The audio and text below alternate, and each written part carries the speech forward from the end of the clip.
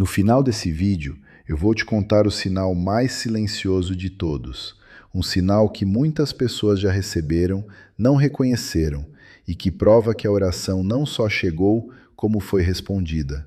Esse sinal acontece uma vez, só uma, e quem o recebe geralmente não entende o que aconteceu até alguém explicar.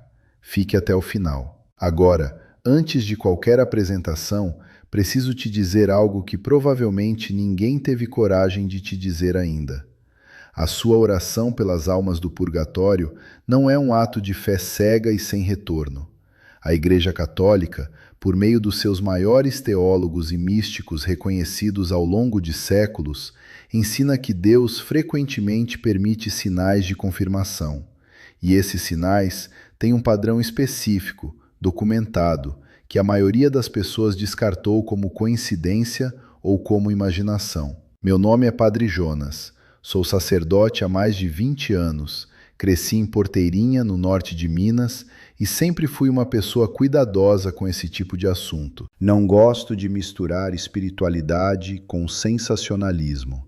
Não gosto de falar de coisas que não posso fundamentar. Mas o que vou compartilhar aqui hoje não é opinião minha. É o que os maiores santos e teólogos da Igreja documentaram ao longo de séculos de vida espiritual séria e verificada. Quando eu era menino, minha avó, Dona Zulmira, que todo mundo chamava de vozinha, perdeu meu avô de forma repentina. Ela era uma mulher simples, do norte de Minas, com as mãos calejadas de trabalho e um terço sempre no bolso do avental. Quando ele morreu, ela passou a rezar todo dia às 5 da manhã, antes do sol nascer. 3 semanas depois do enterro, ela acordou com um cheiro forte de fumaça de vela, sem nenhuma vela acesa na casa, sem explicação nenhuma. Ela foi até o padre Eustáquio, que era o padre da paróquia, um homem velho e calmo, e ele disse sem hesitar: Donazinha, sua oração chegou. Ele está pedindo mais. Ela rezou por mais 40 dias, e então o cheiro parou. Nunca mais voltou. Ela passou o resto da vida dizendo uma coisa que só entendi muitos anos depois de ordenado. Minha oração não vai para o vento, ela vai para quem precisa. Eu fui formado por essa mulher antes de ser formado pelo seminário. E é por isso que antes de falar qualquer coisa nesse canal, eu me pergunto: Donazinha entenderia isso? Se a resposta for não, eu volto e simplifico até que seja assim. Hoje ela entenderia, e você também vai entender. Nesse vídeo, eu vou te mostrar 3 revelações sobre os sinais de que sua oração chegou. A terceira é a mais importante de todas, e eu vou guardar ela para o final, porque é lá que está o que eu prometi no começo. Não pula. Cada revelação prepara você para a próxima. Mas antes de eu te mostrar esses sinais, deixa eu te pedir uma coisa. Você chegou até aqui porque carrega alguém no coração. Alguém que você ora todo dia e não sabe se chegou. Se você quer continuar recebendo esse tipo de conteúdo toda semana, conteúdo que é para quem reza de verdade e não para quem quer resposta fácil, se inscreve no canal agora. É de graça e me ajuda muito a continuar esse trabalho. E se esse assunto já tocou você só de ouvir o título, deixa um like antes de continuar. Não precisa esperar o fim.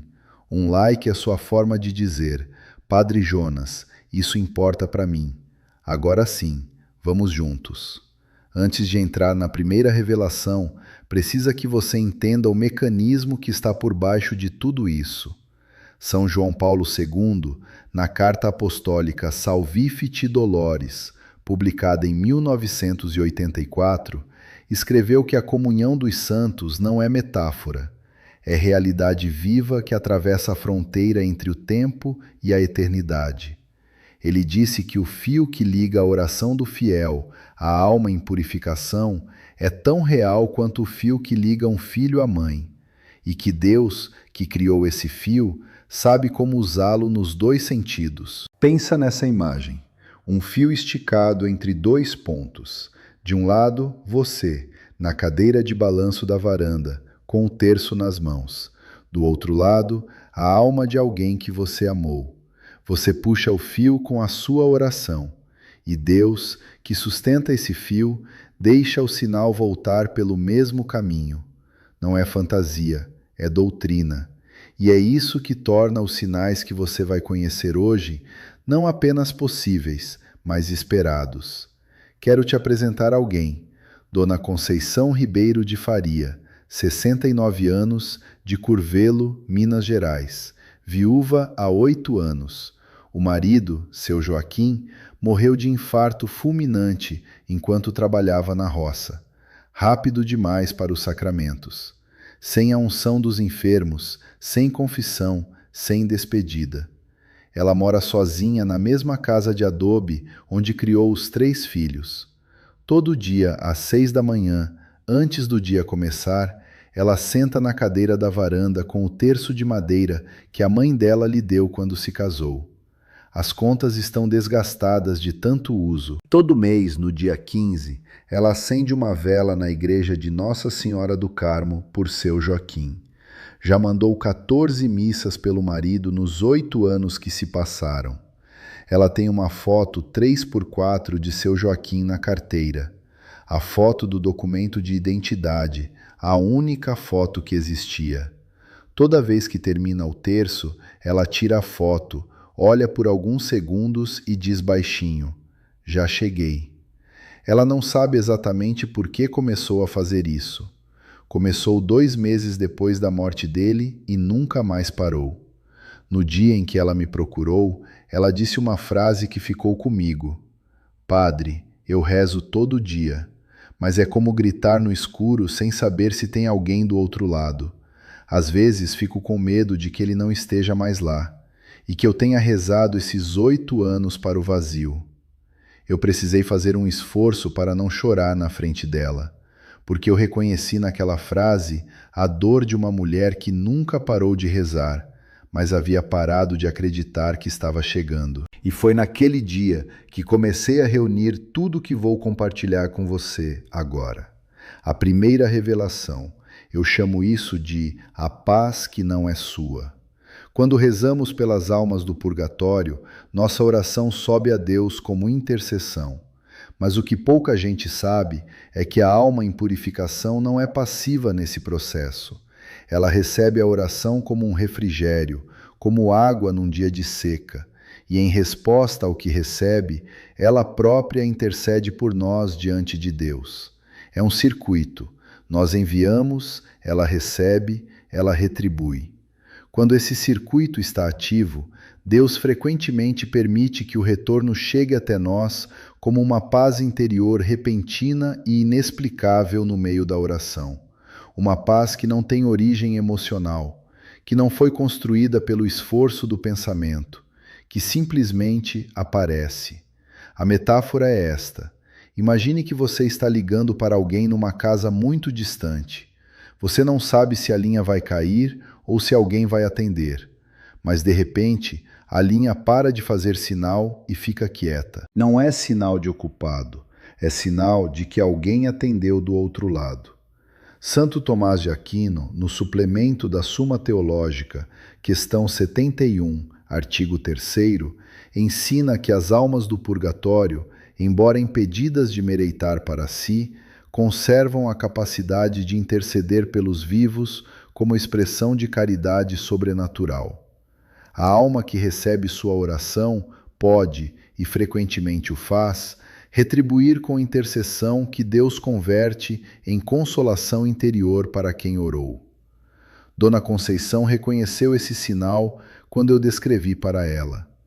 Ela disse que numa manhã de quarta-feira comum, sem data especial, no meio do quinto mistério do terço, bateu uma calma que ela descreveu assim: "Não era minha.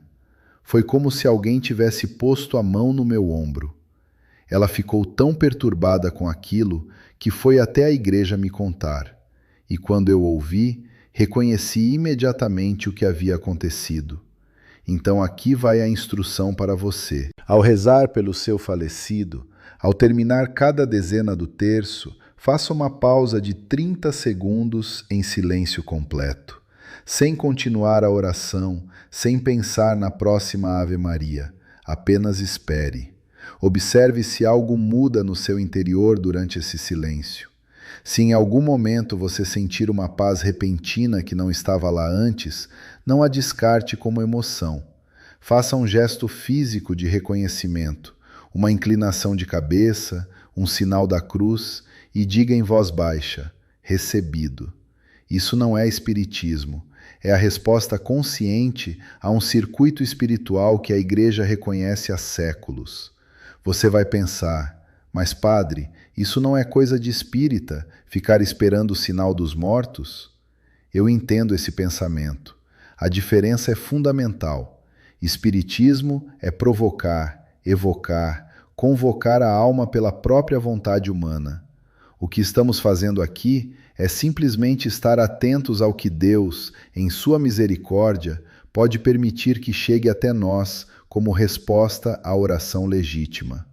Você não está chamando ninguém. Você está apenas parando de tampar os ouvidos. A segunda revelação, e esta é a mais difícil, eu chamo de o bloqueio da saudade disfarçada de oração. Isso não é culpa sua. Ninguém te ensinou a diferença entre rezar por amor que liberta e rezar por amor que segura. Mas preciso te dizer isso com toda a delicadeza e com toda a verdade que tenho. Existe um estado interior que parece oração, mas não é. É saudade vestida de terço. Quando rezamos pelo falecido, enquanto no fundo do coração o que domina é a dor da perda, o choro que não passou, a revolta que ficou, o vazio que não fechou, a oração sobe carregada de um peso que não é fé. É luto não resolvido. Não estamos enviando a alma em direção a Deus. Estamos segurando ela perto de nós por meio da dor. É como tentar soltar um balão enquanto ainda aperta a corda com a outra mão. O movimento existe, a intenção é boa, mas o balão não sobe porque você não soltou de verdade. Santa Teresa de Ávila, doutora da Igreja e reformadora do Carmelo no século XVI, escreveu no Castelo Interior que a oração feita em estado de perturbação interior, mesmo quando as palavras são corretas, não produz o mesmo efeito que a oração feita em abandono confiante à vontade de Deus. Ela vai além. Diz que amar os mortos com o amor que ancora e não com o amor que liberta é uma forma de desordem afetiva que prejudica tanto quem fica quanto quem partiu. Quando expliquei isso a Dona Conceição, ela ficou quieta por um bom tempo. Depois disse: eu rezo por ele, mas no fundo eu estou rezando para ele voltar. Aquela honestidade dela me tocou profundamente, e a partir dali comecei a orientá-la de uma forma diferente. A instrução prática para essa revelação é simples e poderosa. Antes de começar qualquer oração pelo falecido, sente-se, feche os olhos, respire fundo 3 vezes. Então diga em voz alta, não mentalmente, em voz alta a frase: Joaquim, eu te liberto das minhas mãos e te coloco nas mãos de Nossa Senhora. Minha dor fica comigo, minha oração vai com você. Troque o nome pelo nome de quem você ora. Só então comece o terço. Essa separação consciente entre a dor que pertence a você e a oração que pertence a ele muda o estado interior de onde a oração parte e muda o que ela carrega quando chega. Você vai pensar: mas padre, se eu não chorar enquanto rezo, é porque não estou sentindo nada. Eu entendo. O choro não é o problema, é o que está embaixo do choro. Você pode rezar com lágrimas e em abandono ao mesmo tempo. O que não pode é rezar para trazer de volta, em vez de rezar para liberar para frente. A intenção interior é o que define a direção da oração. Dona Conceição aplicou essa instrução por 3 semanas. Ela me disse depois: Padre, Pela primeira vez eu senti que estava rezando por ele, e não para ele voltar. A oração ficou mais leve, como se eu tivesse tirado o peso de cima. Agora chegamos ao que eu prometi no começo desse vídeo, a terceira revelação. E esta é a que a maioria nunca percebeu. Eu chamo de o adeus silencioso. Antes de te explicar o mecanismo, preciso te perguntar algo. Você já viveu alguma dessas situações? Presta atenção nos 5 sinais que vou descrever. Primeiro sinal: você sentiu em algum momento um cheiro específico associado ao falecido, a colônia que ele usava, o perfume que ela gostava, o cheiro de café que ele sempre fazia cedo, um cheiro que apareceu por alguns segundos num ambiente fechado sem nenhuma fonte física possível e depois sumiu. Segundo sinal: você teve um sonho diferente dos sonhos comuns de saudade. Neste, o falecido apareceu sereno, sem dor, sem pedido, em silêncio ou com muito poucas palavras. Ao acordar, você não sentiu angústia, sentiu paz, e teve a sensação, sem entender bem porquê, de que aquele sonho foi diferente de todos os outros. Terceiro sinal: no meio de um terço de rotina, sem data especial, sem intenção específica, uma paz repentina e densa que não foi construída pelo esforço do pensamento. Durou entre 30 segundos e 2 minutos. Passou como passou. E a oração a partir dali ficou diferente, mais leve, mais aberta. Quarto sinal: de um dia para o outro, sem decisão consciente, você percebeu que não sentia mais aquela pressão interna específica de rezar por aquela alma. Continuou rezando, mas o peso urgente havia sumido. Você provavelmente interpretou isso como distração ou como infidelidade. Pode ser o oposto. Quinto sinal: este é o mais surpreendente, e eu vou te pedir que respire fundo antes de ouvir. Em algum momento, num barulho, numa imagem, numa situação cotidiana completamente banal, algo que só tem significado para aquela relação específica, apareceu sem contexto. Uma música que era de vocês dois, uma palavra que ele sempre dizia do jeito dele, um objeto que apareceu num lugar onde não deveria estar. Não foi uma aparição, não causou medo. Foi um detalhe particular, sem sentido para ninguém mais, mas que para você foi imediatamente reconhecível como dele. Se você se reconheceu em 3 ou mais desses sinais, esta revelação é diretamente para você. A doutrina católica, fundamentada nos escritos dos maiores místicos reconhecidos pela Igreja, ensina que quando uma alma é finalmente libertada do purgatório e entra na visão beatífica, ela pode, com permissão divina, manifestar sua gratidão e sua passagem para quem mais orou por ela. Não é uma aparição dramática, é o contrário, é o sinal mais suave e mais específico de todos. A alma que foi libertada não vem fazer pedido, ela vem fazer adeus. Padre Gabriele Amort, exorcista-chefe do Vaticano por mais de 30 anos, documentou em seus escritos que ao longo de décadas de acompanhamento pastoral, recebeu dezenas de relatos de pessoas que haviam orado intensamente por falecidos e que em determinado momento experimentaram uma sensação súbita de leveza e descanso associada àquela alma específica. E que após esse momento, a necessidade de rezar por aquela pessoa simplesmente cessou de forma natural, sem esforço, sem culpa. Ele via esses relatos como consistentes com a teologia da libertação da alma. O vínculo de intercessão se dissolve porque a necessidade de intercessão foi cumprida. Agora escuta o que aconteceu com Dona Conceição. Numa manhã de novembro, numa segunda-feira sem data especial, ela estava rezando o terço na cozinha. Um terço comum, de rotina, como tantos outros. E então, de repente, O ambiente ficou com um cheiro de terra molhada. O cheiro que seu Joaquim trazia da roça toda a tarde quando chegava para o almoço. O cheiro durou cerca de 40 segundos. Ela não chorou, não ficou com medo. Fez o sinal da cruz e disse baixinho, recebido, e terminou o terço em paz. 3 semanas depois, ela me disse, com uma calma que eu nunca tinha visto nela antes, Padre, eu ainda rezo pelas almas, mas aquela urgência de rezar por ele passou. Eu acho que ele foi. E a frase que eu quero que você leve para casa hoje é esta: quando a oração chega, a urgência vai embora.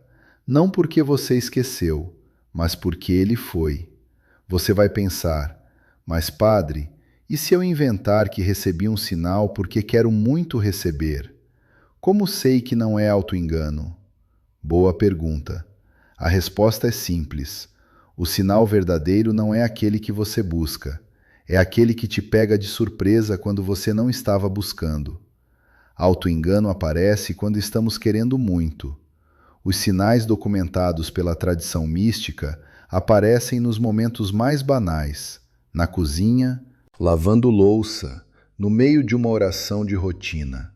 Se você teve que forçar para enxergar, provavelmente não foi. Se te pegou desprevenida, vale prestar atenção. Então aqui estão as 5 instruções práticas. Aplica uma por vez. Não precisa fazer tudo no mesmo dia. Primeira instrução. Esta noite, antes de deitar, diga em voz alta o nome da pessoa que você ora. Apenas o nome. Depois diga, eu não sei se minha oração chegou, mas eu acredito que Deus a recebeu. E isso é suficiente para eu continuar. Dizer isso em voz alta não é fraqueza, é o ato de fé mais honesto que existe. Segunda instrução: a partir de amanhã, antes de qualquer oração pelo falecido, faça a separação consciente. Diga em voz alta: minha dor fica comigo, minha oração vai com você. Só então comece. Essa frase muda o ponto de partida da oração. E o ponto de partida define o destino. Terceira instrução: ao terminar cada dezena do terço, faça uma pausa de 30 segundos em silêncio completo. Não continue. Não pense na próxima oração. Apenas espere e observe. Se algo mudar no seu interior durante esse silêncio, reconheça com um gesto físico e diga: recebido. Quarta instrução: e esta vai parecer estranha no começo. Se em algum momento você perceber que a urgência específica de rezar por aquela alma diminuiu, não se culpe. Não interprete isso como abandono. Pergunte a Deus, numa oração curta e simples: Senhor, se ele já chegou, me dá paz para saber disso. Se ele ainda precisa, me dá força para continuar. E então, ouça o que vem.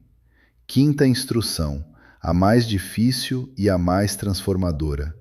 Se você receber qualquer um dos 5 sinais que descrevi, não descarte. Anote a data, a hora e o que você percebeu, em poucas palavras, num papel simples. Diga em voz alta: se isso foi de Deus, eu recebo com gratidão. Reze uma salve rainha final, despedindo a alma em paz. E então, a partir daquele dia, continue rezando pelas almas do purgatório em geral, pelas almas anônimas, pelas almas que não têm ninguém. Porque quem aprendeu a rezar por quem amou, aprende a rezar por quem ninguém mais lembra. E é isso que a Igreja mais precisa hoje. Se a história de Dona Conceição tocou você, se você se reconheceu nessa mulher que rezou por anos, sem saber se estava chegando, então esse canal foi feito para você. Se inscreva agora para que o próximo vídeo também chegue até você na hora certa. Não porque é obrigação, mas porque às vezes a mensagem que Deus quer te dar chega por um vídeo que você quase não assistiu. E se você conhece alguém que está carregando um falecido no coração e não sabe se a oração está chegando, compartilhe esse vídeo. Às vezes, a maior obra de misericórdia que podemos fazer é levar uma palavra de consolo, para quem está rezando no escuro. Um like, um compartilhamento. Pequeno para você, enorme para quem vai receber. E agora, antes de encerrar, eu quero rezar com você. Nossa Senhora Aparecida, Rainha e Padroeira do Brasil, você que foi pescada das águas turvas do rio Paraíba e que conhece o que é ser encontrada quando todos achavam que estava perdida. Olha hoje por cada pessoa que está assistindo esse vídeo, por cada mulher que acendeu uma vela e não sabe se chegou, por cada coração que rezou anos inteiros no escuro e está começando a duvidar que a oração vai para algum lugar. Cobre com o seu manto as almas que estão sendo aguardadas, as almas pelas quais alguém ainda ora todo dia sem parar. E permite, Mãe, que os sinais que Deus envia cheguem até os olhos e os corações que aprenderam hoje a reconhecê-los. Senhor, nós te entregamos todos os que partiram sem despedida, sem sacramento, sem tempo.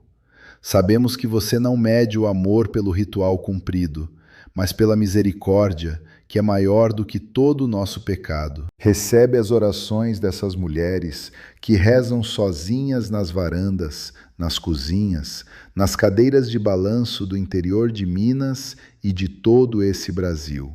E quando chegar a hora do adeus silencioso, que elas reconheçam, que não descartem, que saibam que a oração não foi para o vento. Em nome do Pai, do Filho e do Espírito Santo. Amém. Que Deus te abençoe, que Nossa Senhora te cubra com o manto dela e que você durma essa noite um pouco mais leve do que estava antes de começar esse vídeo.